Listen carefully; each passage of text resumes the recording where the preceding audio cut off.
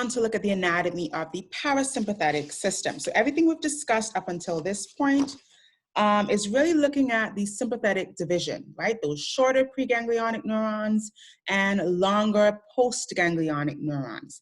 Here in the parasympathetic system, we see the reverse is true. We see that we have longer preganglionic neurons and we have shorter postganglionic neurons, okay? So the longer preganglionic neurons go from the areas of the central nervous system. So this is going to be our brainstem where our cranial nerves arise, specifically cranial nerves 3, 7, 9, and 10. And then areas of the sacrospinal cord where we have sacral nerves S2, S3, and S4. And they have a long way to travel. So because there is no parasympathetic or sympathetic chain, there's no chain of ganglia associated with the parasympathetic system.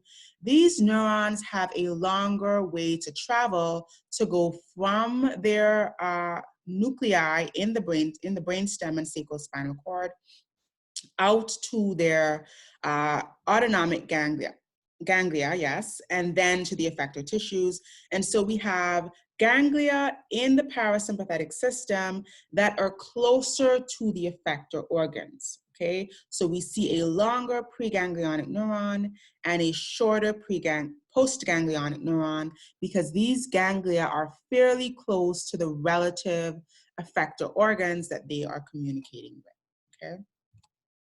And so let's look at some of these examples of these parasympathetic nerves. So the first that I mentioned were the cranial nerves 3, 7, 9, and 10.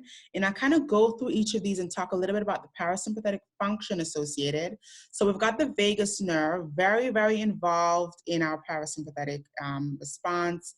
It's going to go from the brainstem all the way out to the lungs, the heart. Most of the gastrointestinal system is influenced with the parasympathetic system. And this is how we bring about that rest and digest influence of the parasympathetic system.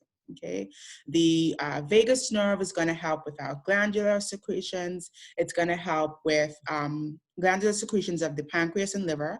It's going to help with the heart, so decreasing our heart rate as an influence of resting and digesting.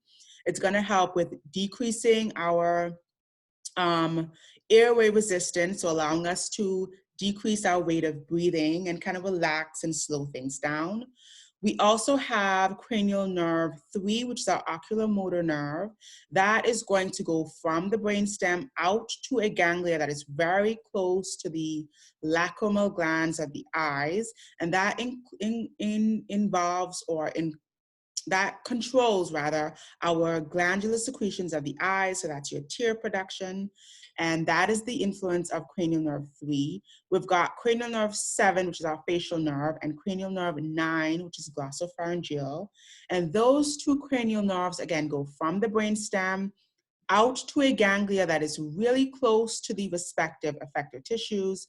And then a shorter postganglionic neuron goes out to these lacrimal and salivary glands, which help to increase our salivary secretions, which is again a part of the parasympathetic influence.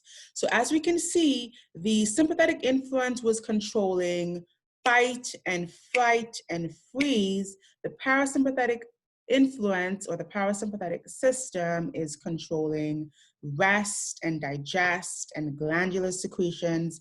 And so these different areas of the spinal cord and brain are controlling both of our organs with respect to these different functions. And then we can also mention S2, S3, S4, which are controlling the lower parts of the GI system. Vagus does the upper parts of the GI. And then our bladder response, which is helping to void the bladder. And then our genitalia, which is also involved in a parasympathetic response. Okay, so cranial nerves 3, 7, 9, 10, S2, S3, S4 control the parasympathetic nervous system. And then we want to contrast that to thoracolumbar nerves T1 to L2, which control the sympathetic division of the nervous system. Alrighty. we'll kind of wrap up here on this note as we talk about the mixed composition of the autonomic nerves. So autonomic nerves have fibers that are going in pretty much two different directions. We've got efferent fibers with an E, and these are taking signals that are going from the brain and spinal cord out to the effector tissues to bring about these responses, be it parasympathetic or sympathetic.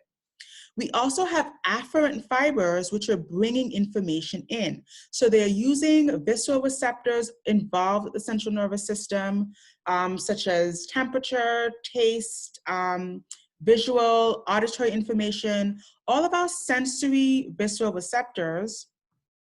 They're also taking up information about our heart rate, our glandular secretion, the state of our GI tract, and it's taking all of that information up to the central nervous system, and the central nervous system will make certain decisions, remember those integrating centers, and then certain autonomic responses will be sent out onto our efferent fibers with an E, and that is going to bring about our autonomic response. So a really quick example of how this is brought about is if you see something that's scary, right? The visual information comes in on afferent fibers, goes up to the central nervous system, and then the central nervous system makes a decision that we need to run or freeze or fight, okay? And that instruction is sent out on efferent fibers with an E to our relevant glands to increase glandular secretions to our heart, to speed up the heart rate, to our skeletal muscle, to increase skeletal muscle contraction, right? So these bidirectional routes of communication is what facilitates homeostasis. The fact that signals can go into the CNS, decisions can be made, and then responses can be sent out to the effector tissues.